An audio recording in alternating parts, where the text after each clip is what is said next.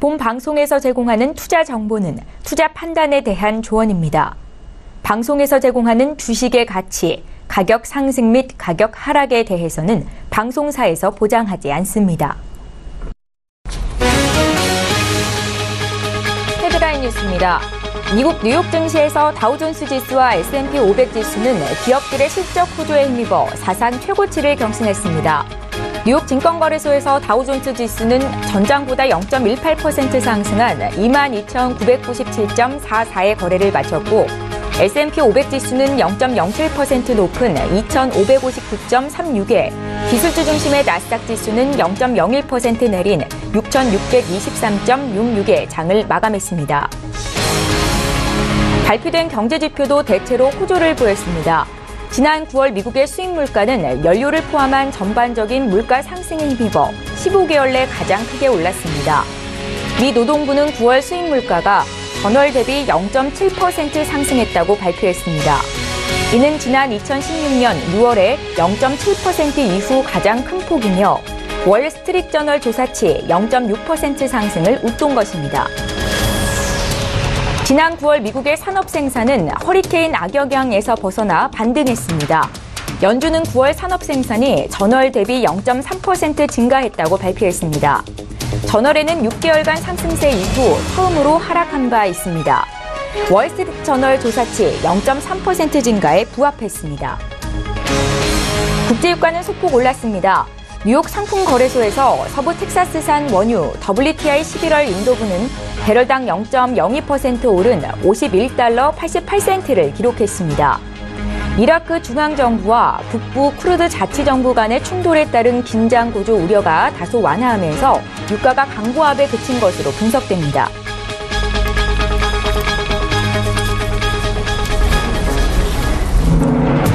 시청자 여러분 안녕하십니까? 출발 싱슈와이드 1부 시작합니다. 최은정입니다. 간밤 미국 뉴욕 증시 3대 지수가 기업들의 실적 호조에 힘입어서 대체로 오름세를 보였습니다. 다우존스 지수 같은 경우는 장중에 사상 처음으로 23,000선고지를 돌파하기도 했었는데요. S&P 500 지수와 함께 종가 기준으로도 사상 최고치 마감이 됐습니다. 자, 어제 국내 증시 마감 상황도 함께 봐드리죠. 코스피가 삼성전자의 반등에 힘입어서 이틀 연속 종가 기준 사상 최고치 기록을 냈습니다. 0.17% 상승한 2,484로 거래를 마쳤는데 장중에는 2,487까지 오르면서 2,500선고지를 눈앞에 뒀습니다. 어제는 코스닥 지수도 2% 가까이 올랐었는데요. 시가총액 1위와 2위인 셀트리온과 셀트리온 헬스케어가 외국인 순매수에 급등하면서 지수를 끌어올렸고요. 코스닥 지수는 어제 1.68% 상승한 670포인트를 기록했습니다. 자, 오늘도 출중 일부 시간에는 시장에 영향을 미칠 국내외 이슈 분석을 도와드릴 거고요. 10월 18일 수요일 출중 일부 시간 지금 본격적으로 시작합니다.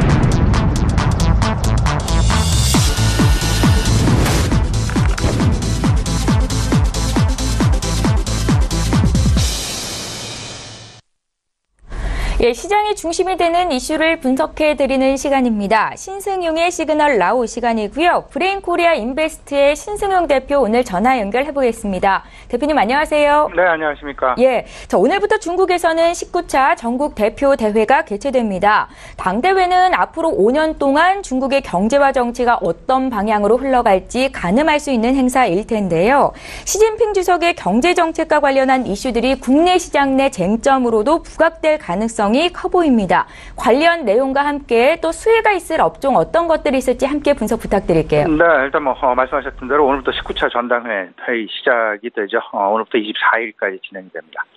여기서 월요일도 간단하게 좀 말씀을 드린 바가 있었는데요. 일단 그 시코노믹스에 대한 가능성, 그리고 이에 대한 우리나라로의 혹시나의 어떤 그 경제, 정치적인 그 영향 가능성, 우리가 분명히 지금 진단 내지는 전망을 해봐야 될 것 같습니다.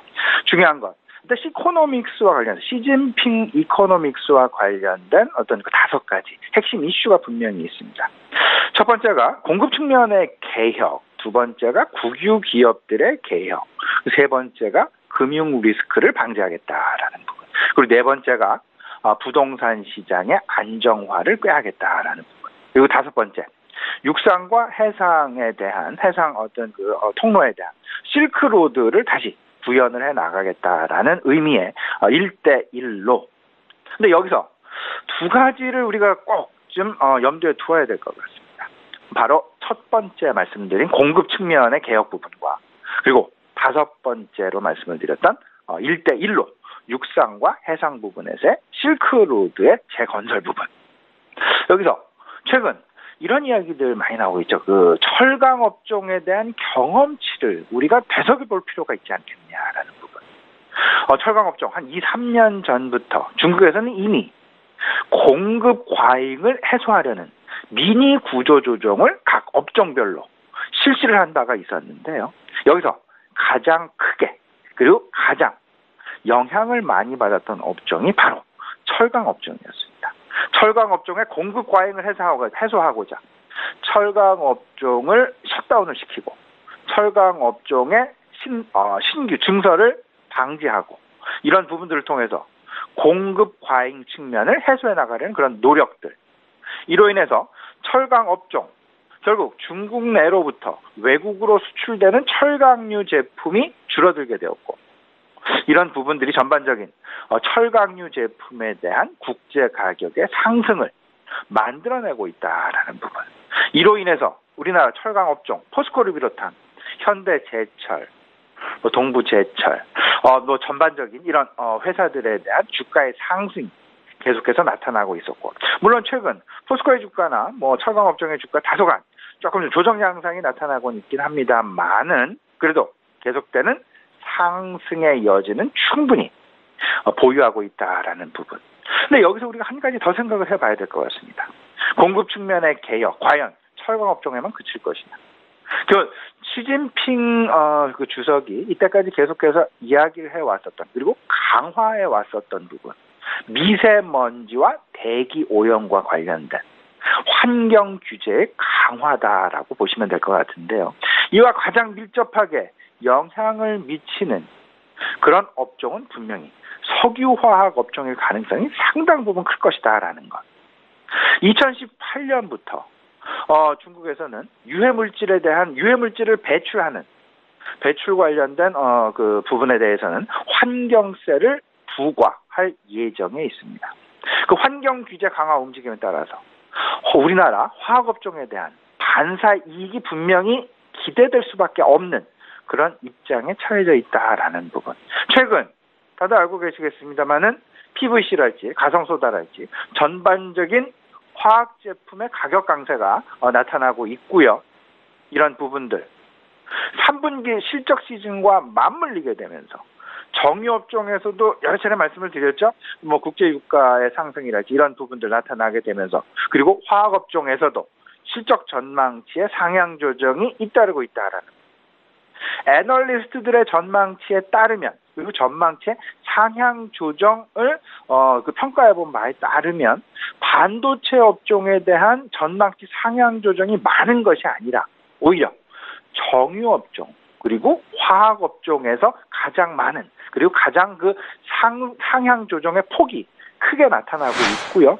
반도체는 오히려 한 중상위권으로 밀려나 있는 그런 상황이다라는 부분. 그만큼 3분기 실적 시즌이 진행되고 있는 이 지금 과정 속에서 실적 발표와 관련된 깜짝 실적, 소위 말하는 어닝 서프라이즈 가능성이 가장 높은 업종이 화학과 정유업종일 수밖에 없다라는 부분. 여기에 중국에서의 어떤 그 환경 규제 강화 움직임, 이에 따른 우리나라 기업들에 대한 반사 이익 가능성, 이 부분에 대해서 우리 시청자 여러분들도 꼭 긍정적인 어떤 그 관점에 대응이 필요해 보이지 않나 말씀드려보고요.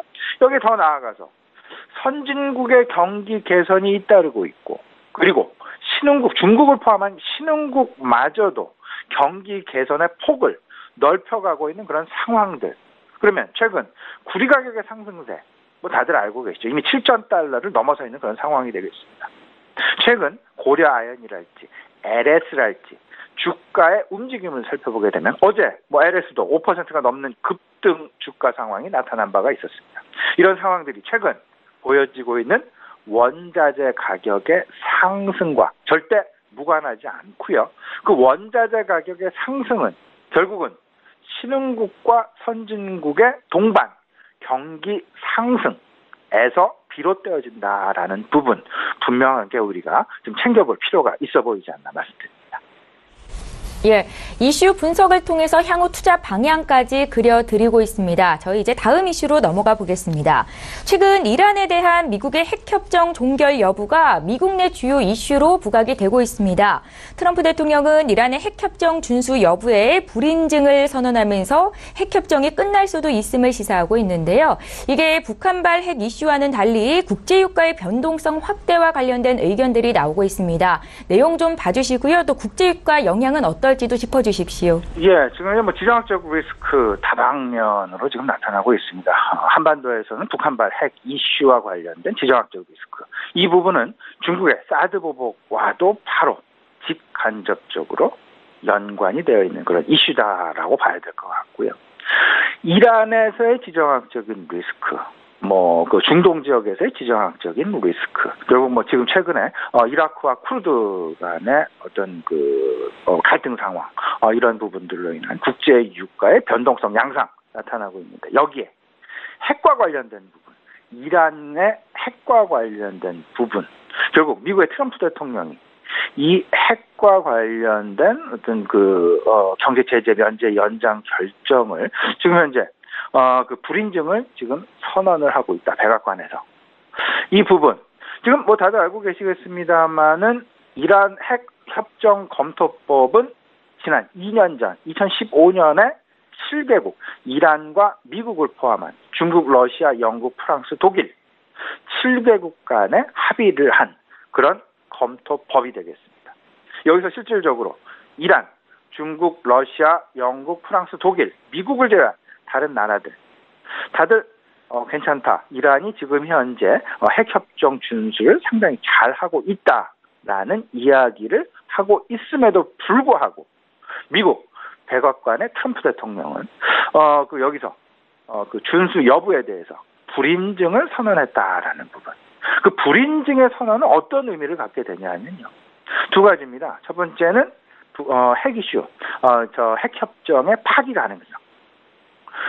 이 부분과 그 다음에 미국이 90일 주기로 이란의 준수 여부를 평가하게 되는데, 이 평가의 결과에 따라서 이란에 대한 경제 제재, 소위 말하는 경제 엠바고를 해제를 하느냐, 해제를 하지 않느냐, 이 부분에 대한 연장 여부를 90일 단위로 결정을 하게 돼 있는 그런 부분이다라고 이해를 하시면 될 것 같습니다. 근데 트럼프 대통령이 이 부분을 불인증을 선언을 한다라는 부분은 경제 제재에 대한 면제 부분을 90일 단위로 연장을 하지 않겠다라는 의미로 해석이 되어질 수밖에 없을 것 같고요.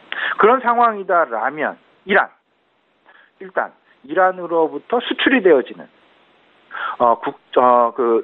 국제 유가, 그러니까 이란으로부터 수출되는 그 석유류, 이런 부분들에 대한 제약 나타날 수밖에 없기 때문에 이로 인한 국제 원유 시장에서의 가격 변동성 가능성 충분히 발발할 수도 있다라는 부분. 물론 일각에서는 트럼프의 일방적인 주장이라는 그런 평가도 있습니다. 하지만 물론 앞으로 진행 상황을 조금 더 지켜보긴 해야 되겠습니다만은, 만약에 트럼프 대통령이 처하고 있는 백악관에서 이 부분에 대한 면제 연장을 결정하지 않는다라면 이란에 대한 경제적인 엠바고, 지속 가능성, 이런 부분들로 해서 국제유가의 변동성. 국제유가의 변동성은 하향 쪽이 아닌 상향 쪽으로 이해를 하셔야 될 것 같습니다.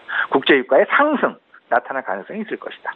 그러면 결국은 정유업종에 대한 반사 이익 가능성도 우리가 분명히 염두를 해봐야 될 것 같습니다. 국제유가가 상승을 하게 되면 정제 마진의 상승 그리고 재고 자산에 대한 평가 이익까지 나타나고 있다라는 것. 이런 부분 3분기 이번 깜짝 실적의 가능성과 맞물려서 생각을 좀 긍정적으로 해볼 필요가 있어 보이고요. 국제유가의 상승은 지금 인플레이션 율에 상당 부분 긍정적인 영향을 끼칠 그럴 가능성도 있을 수 있다라는 부분.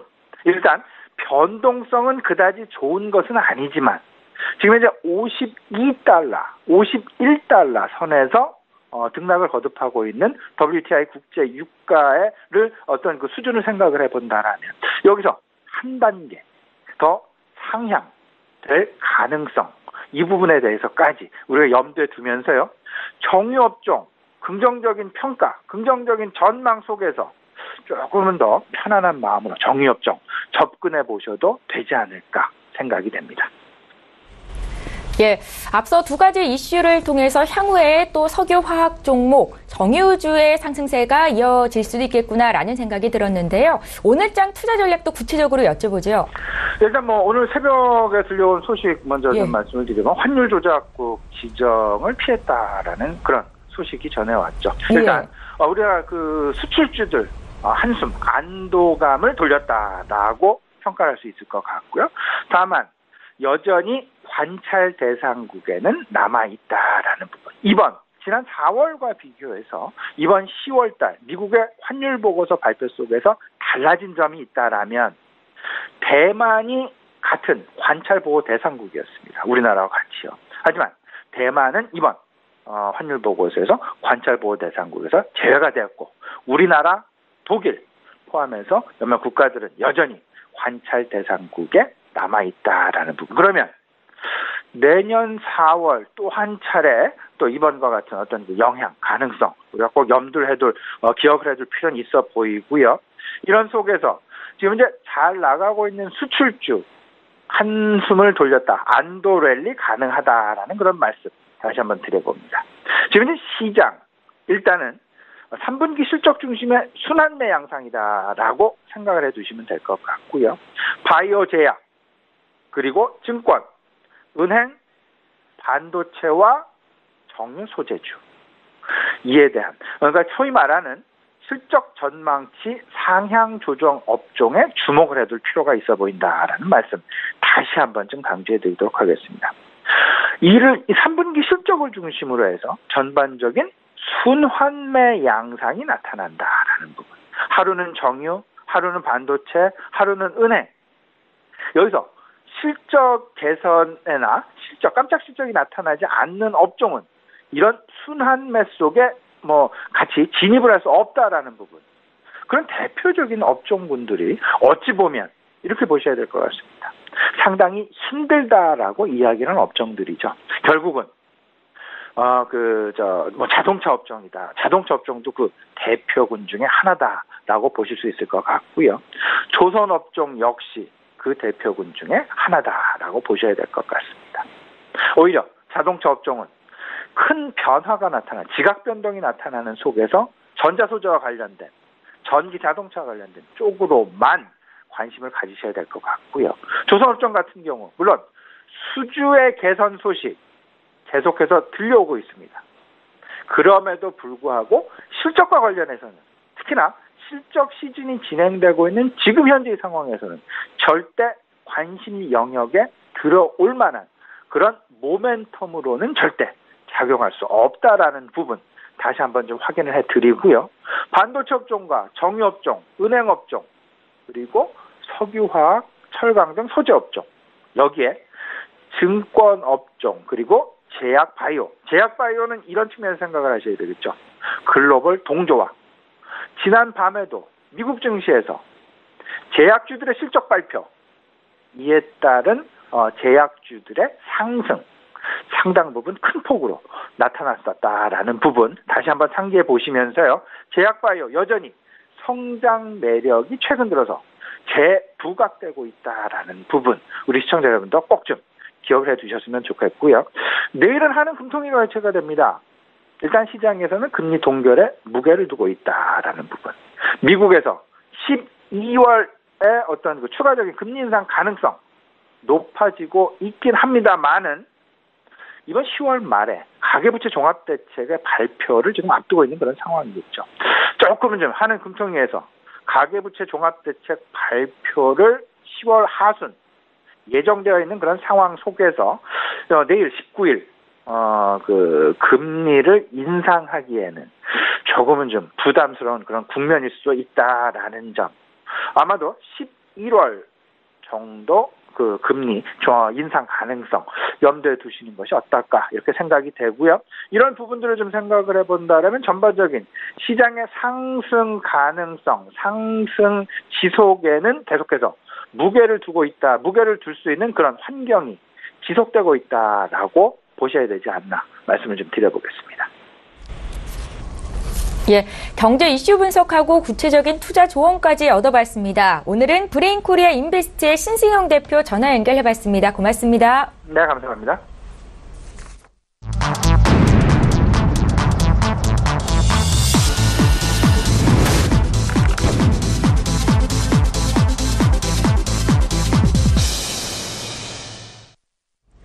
예, 이번에는 국내 시장 쟁점을 보다 구체적으로 분석해보겠습니다. 오늘 라이브 이슈타임은 한국투자증권으로 가볼 거고요. 김권진 차장 만나봅니다. 차장님 안녕하세요.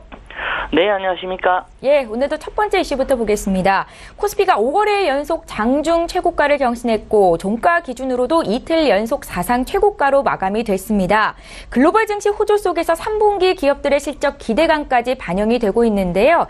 이제 코스피 지수 2,500선 돌파를 눈앞에 둔 상황입니다. 이에 따라서 증권주들도 들썩이고 있는데요. 연말까지 기대해 볼 수 있을까요? 네, 올해 한 해 동안 마무리까지 아마 좀 긍정적인 모습을 가질 수 있을 것 같다라는 얘기를 해드리겠습니다. 우리 앞에서 아나운서님이 얘기해 주셨던 것처럼 실제로 글로벌 증시 호조가 그리고 3분기 실적 기대감이 계속해서 반영이 되고 있고요. 3분기뿐만 아니라 4분기도 실적이 좋아질 거라는 예상이 지금 현재 돌고 있다라는 거 얘기를 해드리겠습니다. 실제 코스피가 이제 2,500선을 거의 바짝 다가섰다라는 얘기를 해드릴 수가 있을 것 같습니다. 가장 큰 원인으로는 결국은 삼성전자의 상승이 계속해서 지속이 되고 있다는 건 가장 큰 호재일 수가 있다라는 얘기를 해드리겠고요. 자, 다시 돌아가 보면 결국은 삼성전자 실적뿐만 아니라 전체적인 코스피 3분기 실적 자체가 참 좋아질 거다라는 얘기가 많이 나옵니다. 실제로 3분기 영업이익 같은 경우는 49조 700억 지금 넘게 지금 현재 나올 거라는 얘기가 나오고 있고요. 이것은 전년 대비해서 42% 가까이 증가하는 수준이다라는 얘기를 드리겠습니다. 또 2,500선이 돌파되면서 당연스럽게 얘기가 나오는 게 바로 이 증권주에 대한 얘기입니다. 실제 일평균 거래 대금 같은 경우가 10월 들어서 지금 10조가 넘어가면서 지금 브로커리지 수입이 많이 늘어날 것이라는 전망이 많이 돌고 있고요. 실제 증권주 같은 경우는 가장 빠르게 어떻게 보면 시장과 연동이 된다라고 생각해 주시면 될 것 같습니다. 물론 최근 들어서는 브로커리지 이런 수익 같은 경우가 증권사가 가져가는 것에 한 30% 정도로 많이 줄었던 게 사실입니다. 그렇지만 거래 대금이 상승을 하면 투자 심리가 많이 전반적으로 개선이 되고 위탁 매매 외에도 자기 매매나 IB 그리고 자산 관리 이익 등에서도 긍정적인 효과를 계속해서 가져오기 때문이다라는 거 얘기를 해드리겠고요. 증권업종 같은 경우는 지금 현재 3, 4분기 실적도 우선은 좀 긍정적이다는 얘기가 많이 나오고 있다는 거 얘기를 해드립니다. 실제로 큰 IPO가 없음에도 불구하고 중소형급 IPO는 계속해서 꾸준히 있었고요. 부동산 구조와 금융 관련해서 이익 증가로 해서 IB 부분에 대한 이익 방어가 많이 될 가능성이 커진다는 거 얘기를 드리겠습니다. 또 최근에 주가 상승으로 인해서 ELS라는 이런 상품 같은 경우도 조기 상환이 급증을 하고 있습니다. 이런 모습 때문에 주가는 계속해서 순환이 잘 될 수밖에 없는 모습이다라는 거 얘기를 해드리고요. 마지막으로 최근에 좀 또 증권주들이 7월 말 조정이 시작된 이제 계속해서 코스피 지수는 계속해서 상승을 했으면 반면 증권업종은 좀 조정이 계속해서 있었다는 점도 밸류에이션에 대한 이런 매력도가 많이 커지고 있다라는 얘기를 드리겠습니다. 예, 코스피 지수 하락에 증권주가 함께 강세를 보이고 있는데 지금 시점에서 담아도 되나라는 질문을 드렸었는데 긍정적으로 해석을 하신 거죠. 저희 두 번째 이슈로 넘어가 보겠습니다. 주택담보대출 금리의 기준 역할을 하는 코픽스가 전달보다 0.05%포인트 상승하면서 어제를 기준으로 주요 은행들은 일제히 주택담보대출 금리를 인상시켰습니다. 자, 이에 따라 한은의 기준금리 인상이 더욱 압박을 보일 것으로 예상이 되고 있는데요. 일단 시장에서는 내일 있을 금통위에서 한은이 기준금리를 동결할 것이다라고 예상은 되고 있습니다. 금통위에서 어떤 이야기들이 오고 갈까요? 전망 좀 해주십시오. 네, 그렇습니다. 지금 현재 결국은 어떻게 될 것인가는 대부분의 전문가들이 지금 현재 무게는 동결로 나올 거야라는 이런 식의 의견인 것 같습니다. 그렇지만 금리 인상의 요건이 하나씩 지금 현재 맞아 들어가고 있다는 거 얘기를 해드립니다. 즉 물가와 성장률이 계속해서 긍정적으로 보는 얘기가 나오고 있다는 겁니다. 즉 물가와 성장률이 동시에 상승이 되면 동반 상향이 되면 아마도 금리 인상에 대한 얘기가 분명히 소수 의견이라도 아마도 등장할 수 있을 겁니다. 실제로 아직까지는 대부분의 우리 금통위를 하면 대부분 만장일치가 대부분 이루어지는 거였습니다. 근데 실제로 우리 지난 5월 달에도 표면적으로만 만장일치가 됐다라고 사람들이 인식을 한 것처럼 이번에도 아마도 이러한 사례가 나타날 수 있지 않을까라는 얘기를 해드리겠습니다. 리스크라면 유일하게 지금 현재 북한 리스크가 유일하게 금리 인상 시점 좀 지연시키는 요인이 될 수 있을 것이다라는 거 얘기를 해드리겠고요. 이러한 모습 때문에 좀 이번에는 어찌됐든 만장일치로 아마도 동결이 나온다. 그렇지만 향후에는 아마도 12월 그리고 내년 정도에는 아마도 금리 인상 시점이 지금 현재 다가오고 있다라고 생각을 하셔야 될 것 같습니다.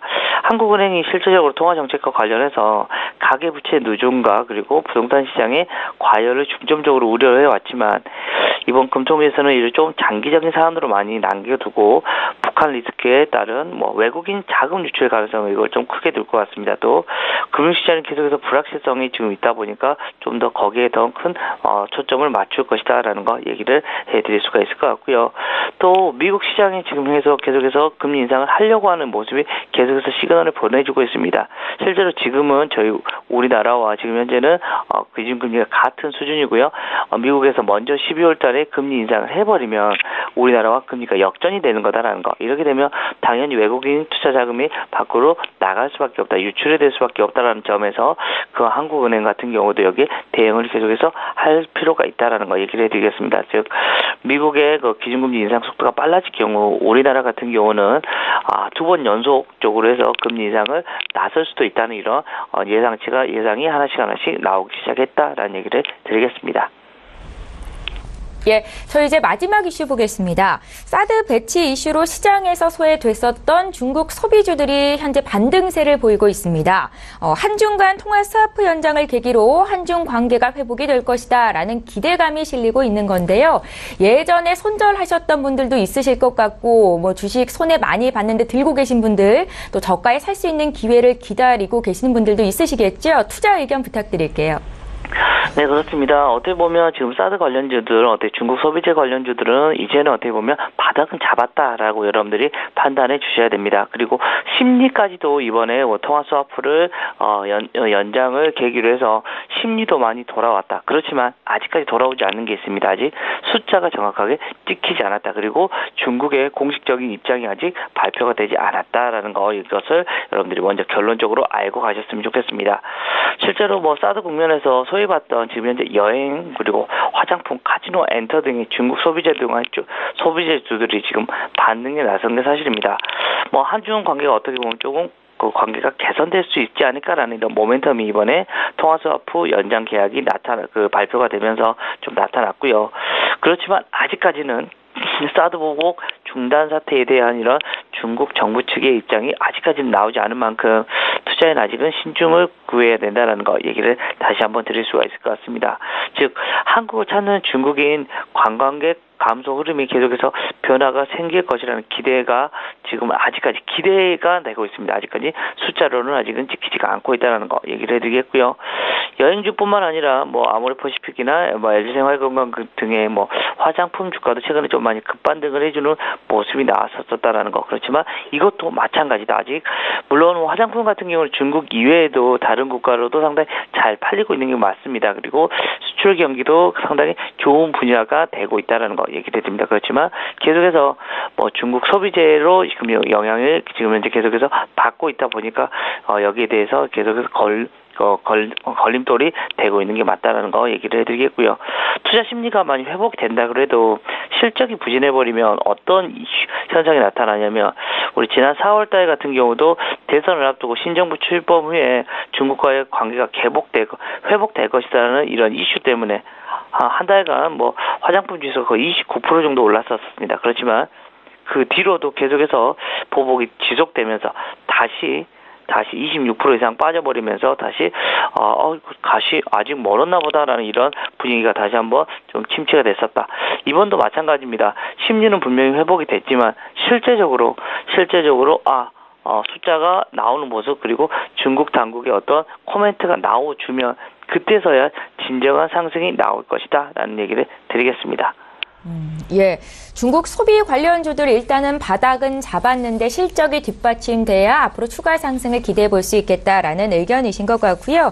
저희 마지막으로 오늘장 투자 전략을 좀 구체적으로 여쭤볼게요.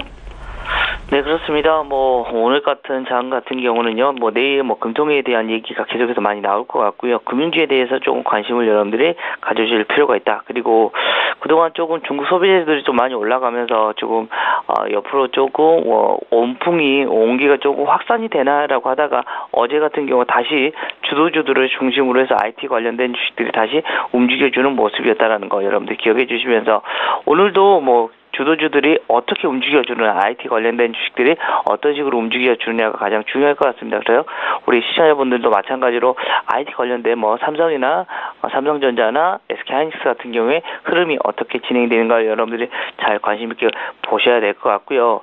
최근 계속해서 우호적인 수출 환경과 기업 실적은 계속해서 좋아지고 있으니까 시장은 긍정적으로 보자라는 얘기를 해드릴 수가 있을 것 같습니다. 결국은 지금 현재 실적 발표 시즌이 됐는데요. 3분기 실적 호전주 중심으로 해서 선별적으로 대응해 주시는 전략이 중요하고 또 10월 달이 다가서면서 이제 찬바람이 불면 분명히 배당주에 대한 이런 관심들도 하나씩 높아질 수 있다라는 거 얘기를 드립니다. 대표적으로 뭐 정유주 같은 경우 그리고 삼성카드 이런 관련된 주식들도 여러분들이 좀 안정적으로 어떻게 운용하시는 분들은 관심을 가질 필요가 있을 것이다라는 얘기를 드리겠습니다. 예, 지금까지 한국투자증권의 김건진 차장과 함께했습니다. 고맙습니다. 네, 감사합니다.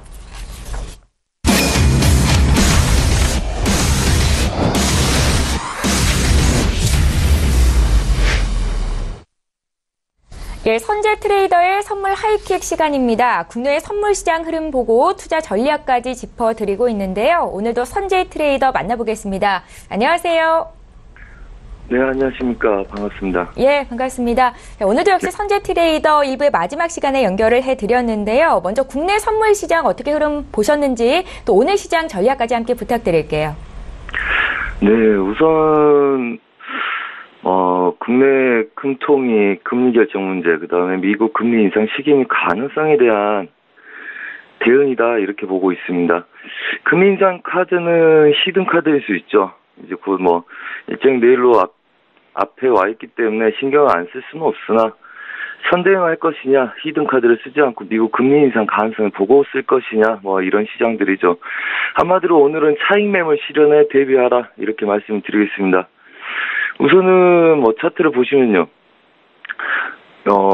저번 주 말부터 저희가 어제까지도 계속 고점에서 눌림, 반등 시 매도 관점을 열고 봤었습니다.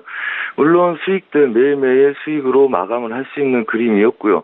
단 매도의 눌림 관점은 그닥 크지 않았죠. 왜냐하면 부합 관점이기 때문에 그렇습니다. 어제도 이 구간에서 매도를 치고 너무 빠지지 않아서 오버까지도 보고 마감을 한 상태인데요. 우선은 혼주세 양세에서 고점을 높이지 못하고 오늘 또 328 후반 지수 가능성을 볼 것이다 이렇게 보고 있고요. 시가 자체는 이미 수익으로 시작될 가능성이 굉장히 높고요. 그렇게 보고 있습니다. 단 어제 무포자분들이 고점에서 지속적으로 눌러서 야금야금 조금씩 빼온 포지션들은 오늘 시가 시작되면 익절을 잡고 대응한 게 좋을 것 같고요. 포지션이 없으신 분들은 관망한 게 좋다. 그래서 오늘 지지력은 327.80, 326.70, 326.70 굉장히 멉니다. 아직까지는 원 구간에 있지만 아직 박스권 내에 매매 가능하다 이렇게 보고 있고요. 329.20, 지금 어제 중심 자리들 거기서 저항이 받는지를 확인하셔야 되고, 굳이 무포자분들이 이 포지션을 계속적으로 끌고 갈 이유는 없다 이렇게 보고 있습니다. 참고로 하자면 삼성전자 같은 경우는 어제 고점 테스트를 하고 나서 그 다음에 꼬리 부분이 만들어졌죠. 시장을 주도하는 삼성전자 오늘 자리들 굉장히 중요해 보입니다. 그래서 어제 우리 코스피 지수는 고점을 높이지 않고 이렇게 빠졌지만 상방에서의 차익 매물 실현은 지속적으로 대비해야 되고요. 금리 인상에 대한 거는 시장의 위축을 불러일으킬 수 있습니다. 차익을 최소한 낼 수 있다는 거죠. 그렇기 때문에 차익 매물 실현에 대비하는 관점 여전히 열고요. 보합의 우상향 추세는 인정하되 지속적으로 보수적인 관점 유지하셨으면 좋겠습니다. 예, 국내 선물 시장은 차익 실현 매물이 나올 것에 대비하자라는 조언을 통해서 말씀을 주신 거고요. 이어서 해외 선물 시장은 어떻게 대응 전략 잡을까요? 네, 우선 달러 인덱스 추가 반등 여력에 대비하라 말씀을 드리겠습니다. 그래서 어제도 그렇고 전반적으로 반등 시 눌림 보는 관점을 봤죠. 왜냐하면 달러 인덱스가 상승으로 가다가 그 다음에 눌림이 마무리된 시점에 놓여 있었기 때문에 전반적으로 크루드 오일을 제외한 나머지 상품 그 다음에 통화들은 매도 관점으로 많이 공략을 했었습니다. 우선 유로 FX 먼저 보도록 하겠습니다. 자, 유로 FX는 지금 1.18150대 저항, 그러니까 어제 눌렸던 구간들, 어제 지지력을 확보한지를 확인하려고 했던 자리들 밀렸기 때문에 그 구간 상단부 저항을 받을 걸로 예상을 하고 있고요. 그 다음에 아래 구간은 어제 찍고 반등을 했던 지지력 박스권 매매 전략이 유효하다 이렇게 보고 있고요. 어제 저희는 사인을 위에서 매도를 드렸고 아래 구간 지지가 되는지 확인하고 들어가자 이렇게 해서 많은 분들이 하방을 그냥 열고 대응을 했던 입장이고요. 그래서 달러가 지속적으로 반등 여력을 주고 있기 때문에 나머지 상품 통화나 그 다음에 통화상에 대한 위험자산의 통화상들은 하방 여력을 추가적으로 보고 있다. 단 하단부 경직이 있기 때문에 이 구간들을 추세를 돌파하지 않고 시간이 지나면 열리는 하단부만 지속적으로 테스트하는 그림들이다. 그렇다면 전 고점 영역에서의 저항들 잘 보셔야 되겠죠. 그래서 우선은 박스권 매매가 얘네들도 유효하다 이렇게 보고 있고요. 단 올라와서 반등하는 구간 1.18250대 그러니까 150부터 1.18200 사이겠죠. 이 구간입니다. 30분 분봉에서의 전 저점. 이 구간 오늘 잘 막히는지 봐야 되겠죠. 그래서 이 박스권 매매 전략이 유효하다. 유로는 이렇게 말씀을 드리겠고요. 자, 그 다음에 크루드 오일 보겠습니다. 자, 어제 크루드 오일 51.50대 지지력의 52.50을 여는 전략은 여전히 유효합니다. 그리고 며칠 동안 그래서 박스권 흐름들을 나타냈고요. 어제 그래서 리딩 시에 저희는 51.65 매수에 그 다음에 51.70 아래 매수를 해라 이렇게 말씀을 드렸고요. 그 다음에 어제 서울경제에서 저녁 10시부터 12시까지 제가 생방송을 생방송을 했었죠. 예. 그래서 그때는 매도 눌림 관점을 드렸고요. 그 다음에 12시 마무리가 될 때 저희 서울경제 유튜브 실시간 채팅창에 51.40대에서 매수를 잡아도 됩니까? 채팅이 올라오길래 제가 20핍 더 빠지면 그때 매수를 대응하시라 하고 마무리를 드렸습니다. 그 수익 구간이 와 있고요. 어제 말씀드릴 때 생방송에서 어떤 말씀을 드렸냐면 오늘 지표가 있습니다. 그래도 오늘 지표가 있기 때문에 지표가 있기 전에 고점을 뚫는 제쳐나 저점을 크게 치는 제쳐는 나오지 않을 거다. 그래서 지표의 영향을 보고 추가적인 방향을 결정할 가능성이 높기 때문에 그렇고요. 그렇다면 오늘은 여전히 51.50부터 52.50까지를 연 상태에서 어제 51 초반대를 지지하고 반등을 줬기 때문에 오늘은 중간 지지력들 51.70대부터 그 아래 지지력들을 봐야 되겠죠. 51.50을 여는 이유는 그 구간대에서 휩소 구간을 가정하고 이어셔야 되고요. 그 다음에 가로저항점이 강한 51.70부터 51.50대 오늘 지지력에 배팅이 유효하다 이렇게 볼 거고요. 얘는 또 지지 확인을 하는 구간 내에서 박스권 매매를 하고 그 다음에 저녁에 있을 크루드 오일 지표를 대기하는 게 맞다 이렇게 말씀드리겠습니다. 그래서 고점은 우선 52.50 이상에서 눌림목을 보시는 게 맞고요. 이게 오늘 지표가 좋지 않아서 아래 하단부를 치면 부하권 하단부를 건드릴 수 있겠지만 우선은 지표가 좋게 나와서 그러니까 많이 줄었다 이렇게 나오게 되면 재고 지표가 줄었다 나오게 되면 53불대 근처를 시도하려고 노력을 하겠죠. 그렇다면 52.50 위에서 눌림을 보고 다시 52점 초반대 지지력에 배팅이 들어가야 되겠죠. 다시 정리를 하자면 오늘 지표 이후에서 방향성은 볼 거다. 단 지표 나오기 전에는 지지력의 매수가 아직도 유효하다. 그리고 지표가 터져서 저 추세 저항을 뚫게 되면 나중에는 52불 초반대 눌림에 확인하러 오는 걸 53불 근처에서 눌러서 볼 수 있다. 그래서 며칠 전부터 저희가 50불대 지지력에서 52.50까지를 열고 봤기 때문에 물론 중간에서 저희가 52.30에서 35에서 매도를 한번 친 적이 있지만 그건 이제 변곡의 가능성이 있기 때문에 쳤고요. 아직은 52.50을 그대로 열고 있습니다. 아마 지표가 크게 나쁘지 않다면 오늘 52.50 확인을 하고 거기서 좀 더 휩써주는 구간까지 갔다가 내 밀림에 눌림 다시 대응을 할 수 있게 그림을 만들어줄 거다 이렇게 예상하고 있습니다. 그렇게 참고하시면 좋을 것 같고요.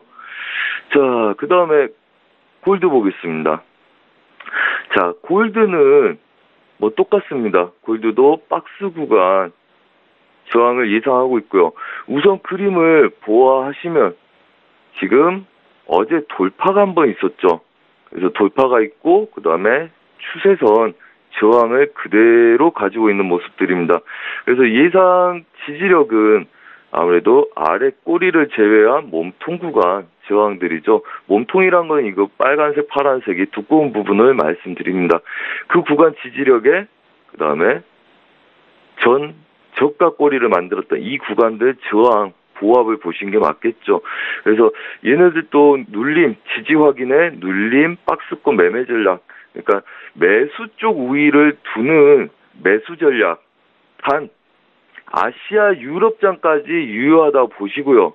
변동성이 커지는 거는 아까 처음에 말씀드렸다시피 달러 인덱스의 추가 반등 여력이 있기 때문에 오늘 아시아 유럽장 어제 저가를 지키고 아시아 유럽장은 보합을 뛸 수 있으나 미장 때는 추가적으로 하방을 더 열고 봐야 되는 관점들 만들어야 하기 때문에 섹션별로 대응이 중요하다 이렇게 말씀드리겠습니다. 여기서 섹션이라 하면 아시아 시장이 주력으로 돌아가는 그러니까 호주 시장부터 시작되면 7시부터겠죠.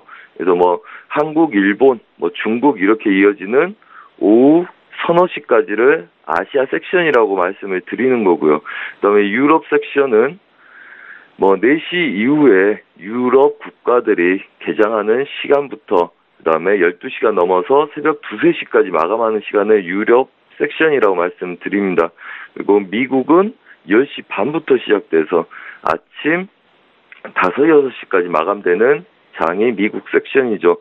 그렇게 보자면 섹션별로 대응이 중요하다. 한 2, 3일 전에 말씀드렸다시피 그게 중요합니다. 어차피 파동이 한쪽 방향으로는 못 갑니다. 아시아 유럽장 매수가 미장까지 매수로 가든지 혹은 반대로 세 섹션이 같이 움직이든 쉽지 않습니다. 차익 매물이 나와야 되기 때문에 그렇죠. 그래서 국내 선물 시장 같은 경우도 저희가 고점에서 차익 매물 계속 노려서 수익을 내는 이유도 그런 내용의 일종이 될 거고요. 지금 같은 해외 선물 눌림이 큰 구간에서의 반등 여력, 아시아 유럽장을 보는 것도 그런 여력이겠죠. 그래서 지지력을 확인하고 싸우는 게 중요하고요. 아시아 유럽장이 지지력을 확인 못하게 되고 추가적인 눌림이 있다면 오히려 미국장은 거기서 다시 어제의 저항점까지 반등하는 여력을 보이는 섹션별로 대응이 달라지겠죠. 그래서 우선은 달러 인덱스가 지지되고 반등 여력이 있고 그다음에 그 구간들 지속적으로 전 고점을 테스트한 영역이기 때문에 다른 상품 통화들 저가 여력들을 더 열어놓고 대응해야 될 필요가 있다. 이 정도까지 말씀드리겠습니다. 예, 국내외 선물시장 투자하시는 분들을 위해서 구체적인 투자 전략 짜드렸습니다. 선재 트레이더와 함께했습니다. 고맙습니다. 네, 감사합니다. 예, 저희 출발 증시와이드 1부 시간 여기서 마칩니다. 잠시 뒤 2부 시간에는 시청자 여러분들의 종목을 상담해 드리는 시간이 있는데요. 건당 100원의 정보 이용료가 부과되는 샵 0082번으로 지금 문자 참여하시면 되겠습니다. 저희는 잠시 뒤 2부 시간으로 다시 오겠습니다. 고맙습니다.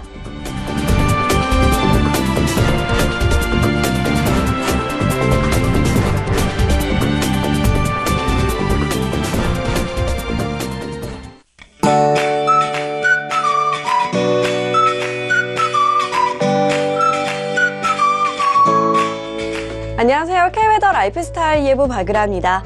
오늘 아침 구름이 이불 역할을 하면서 크게 쌀쌀하지 않습니다. 서울의 아침 기온 14도로 어제보다 5도 정도 높게 출발하고 있는데요. 하지만 낮에는 이 구름이 햇볕을 가리면서 기온이 크게 오르지 못합니다. 한낮에 19도로 어제보다 5도가량 낮은 기온을 보이며 서늘하겠습니다.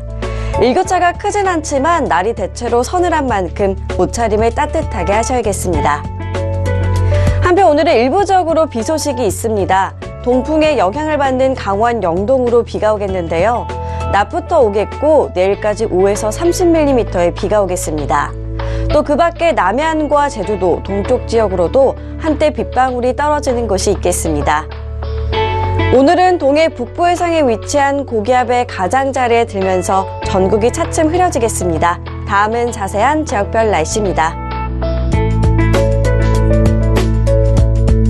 중부지방 미세먼지 걱정은 없지만 갈수록 대기가 건조해져 화재 예방에 주의하셔야겠습니다. 낮 기온은 20도를 밑돌겠습니다.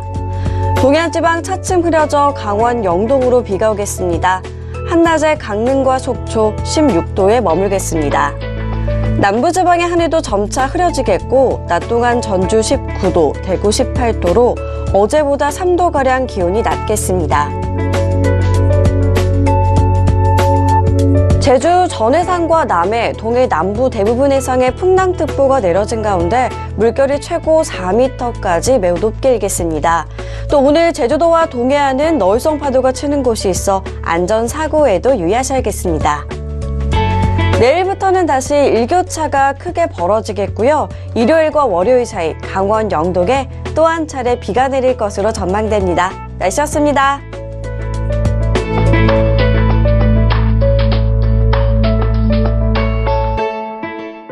본 방송에서 제공하는 투자 정보는 투자 판단에 대한 조언입니다. 방송에서 제공하는 주식의 가치, 가격 상승 및 가격 하락에 대해서는 방송사에서 보장하지 않습니다.